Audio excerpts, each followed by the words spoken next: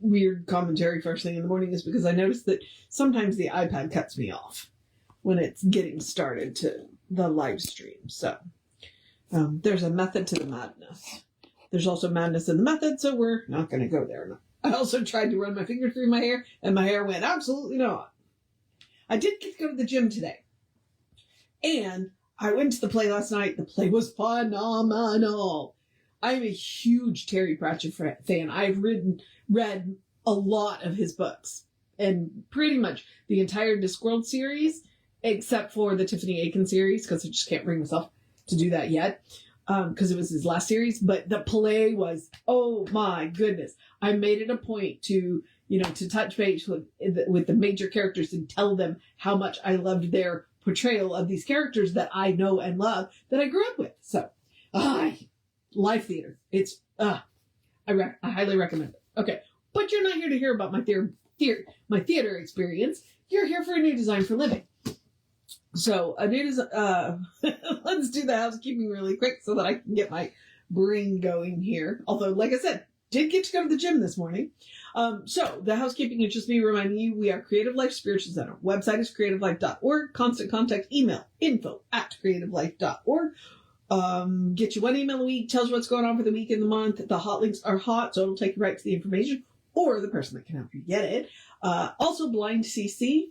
Nobody's going to see your email. You won't end up on anybody else's email list because of us. Last thing about that is, again, like I said, one email a week. Because it's a real person doing it. He doesn't have time for more than that. The only reason you would get more than one is if something unusual happens.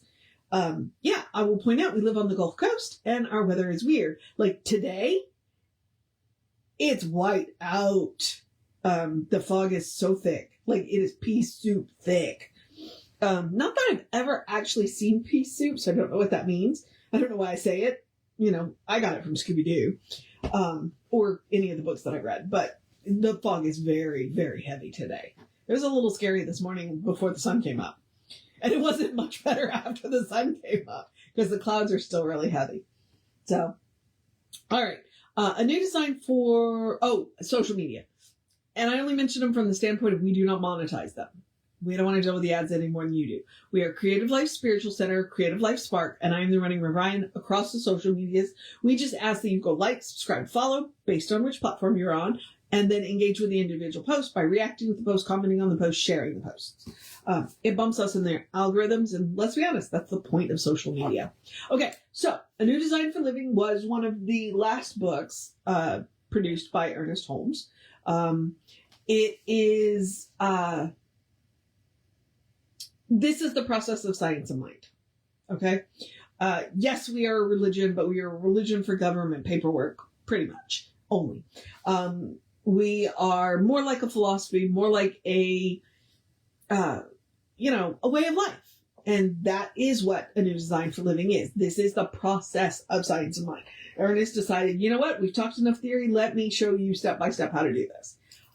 We are currently in chapter 8, which is Learn to Think Big. Now, this is a fairly short chapter, so we'll get through it pretty quick. And we're about a third of the way, a little over a third of the way through the book. So it's been really interesting.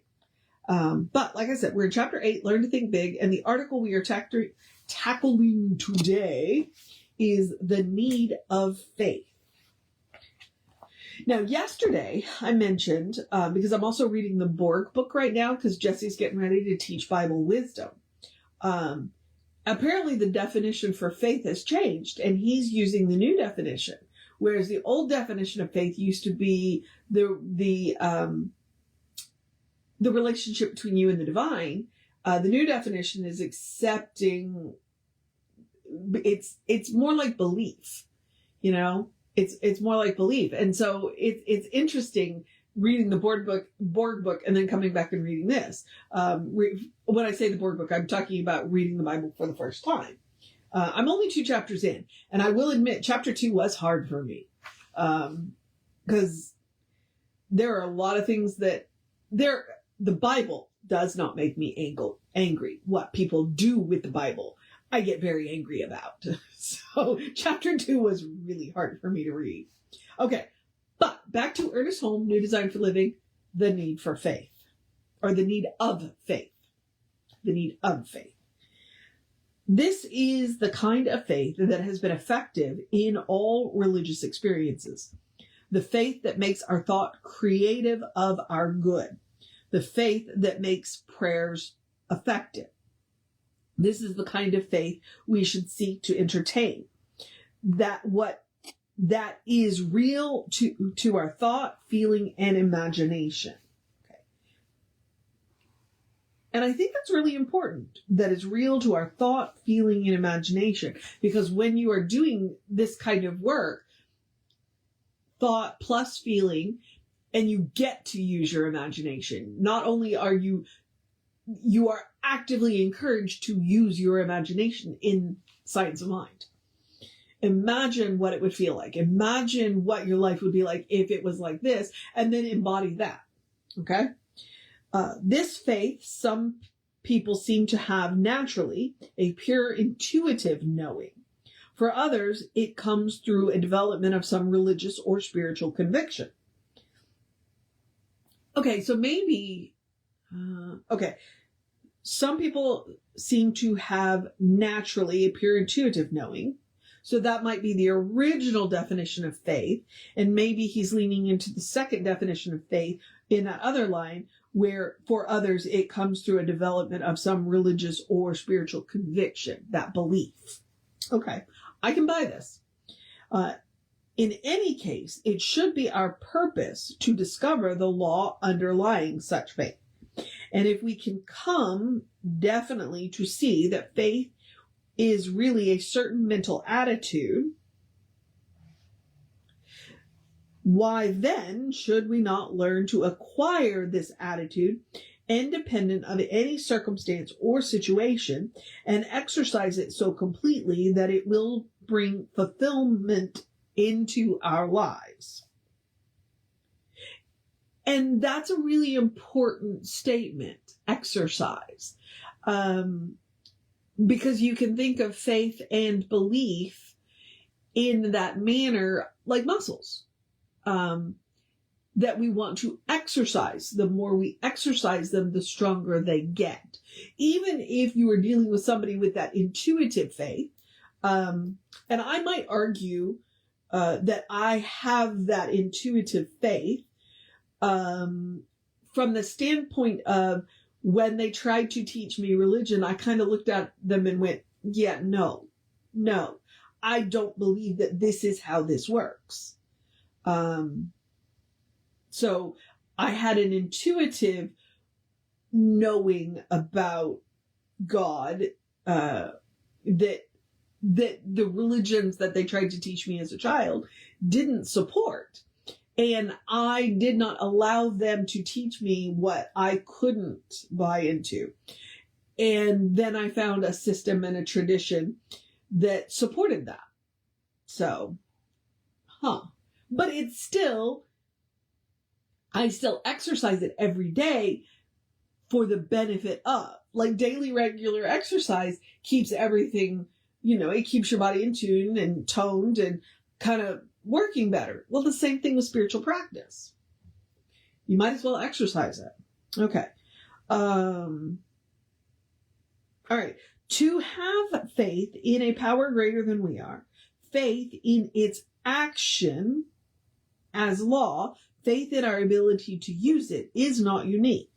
It is possible to have the same faith in spiritual things that we have in things that we have in things in the physical world. Every law that has yet been ascertained in the physical world implies a power greater than that of the person who discovers it. And once a law is discovered, there is faith in the fact that it is law, impersonal, and always consistent. And that's one of the things you got to understand about law. It is impersonal and always consistent. Because if it isn't consistent, then it's not a law. And once this is known, humanity has faith in itself and their ability to use the law for their benefit. Okay? So humanity discovered that water flows downhill. A power greater than we are, a power greater than we are made the water. The action of its flowing downhill is according to law. It does not sometimes change and flow uphill, always downhill. If a water wheel, mill, or electric generator is placed in the path of its flow, humanity is able to direct the action of the law to their benefit. In any endeavor, there is always the original creative factor, the accompanying action according to the law, and the result. Okay. That's worth thinking about. The result is according to the nature of our thought, the manner in which we have directed the action of the law. But the result will vary for each individual depending upon the faith in the nature of the creative power. Okay. Oh, nope, that's quite a bit longer. I'm going to let that experience the measure of faith. We're going to pick that up tomorrow. And here's the interesting thing. Water does not naturally flow downhill, but we did figure out how to make it flow uphill. It's a law in thermodynamics, and what we figured out in getting water to flow uphill is basically what you do is you start with a very wide channel, and then you gradually narrow the channel down. And as you narrow the channel down, you increase the pressure on the water. And so at a certain point, you get the pressure in the water flowing fast, hard enough that it will literally push the water uphill. Now, that is not the nature of water changing. That is not the law of gravity changing. That is us making a creative use of the law of gravity and the law of thermodynamics. So that's what he's talking about. It's like, look, once we learn the law, we can figure out how to creatively use the law to make water flow uphill. Now, why do we want water to flow uphill? Well, aqueducts. They would carry water down from the mountains, but if they needed to go over a hill to get it to a particular city, they had to figure out how to do that. Creative, right? So we didn't change the law. What we did was we found a creative way to adapt the law to do what we needed it to do. That is the point of regular spiritual practice. Once you come to an understanding of how the law works, because in the end, all laws fall under one law. So whatever law you're talking about, it still falls under that one law. Once we figure out how the law works, then we can apply it creatively.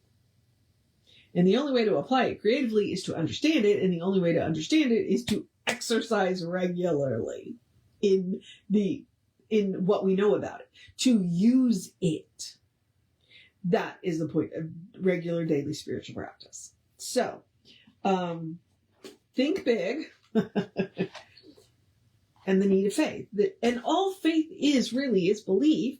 And the bigger your belief, the more creative use you can make of the law, because if you believe more, you probably understand more. And really, honestly, we're not asking you to believe something that you don't understand.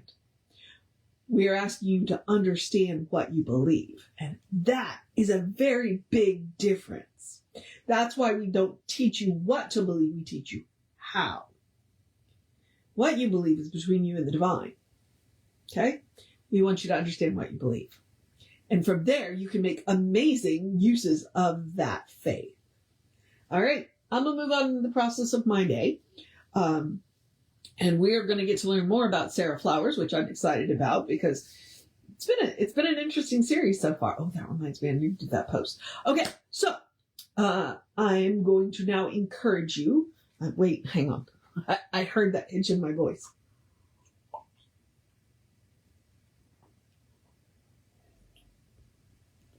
Oh, mineral water. Yay. It's very hydrating.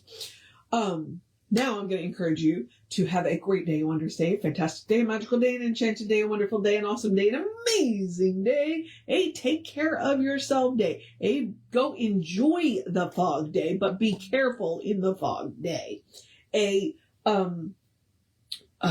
enjoy the Super Bowl if you're into that, or the commercials if you're into that day, a cuddle your fur babies day, a go be with your community day, a do what you gotta do day, a take some time for yourself day, a be of service to others day, a you got this day, a good day. And if that is too much pressure, because occasionally it is, simply have a day. You are enough just as you are. You are a beloved expression of the divine. You are a brilliant light, a divine spark, spirit in motion, God in action, a beautiful masterpiece, and a work in progress at the same time, at your own pace. And, as Reverend Jesse likes to say, you are a godling.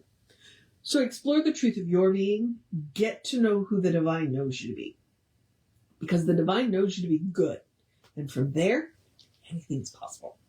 Anything at all is possible. All right, so Reverend David should be on around 5 p.m. with you. I'll be back with you around 9-ish tomorrow. And if you scroll up one video, it's after 11, you'll catch the 11 o'clock service, which you're welcome to come in person if you're in the area. And it'll be on YouTube later. So take care of yourself.